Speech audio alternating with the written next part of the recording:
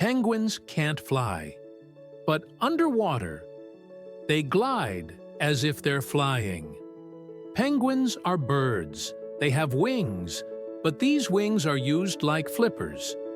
In the water, they can reach speeds of up to 35 kilometers per hour. That's faster than many fish. Their bodies are shaped like torpedoes. This allows them to move through water with minimal resistance. The reason they don't freeze in icy waters is simple: a thick layer of fat and dense, waterproof feathers. Penguins live not only in Antarctica, but also in South America, South Africa, and the Galapagos Islands. Penguins are among the ocean's most agile hunters. For more, don't forget to like and follow.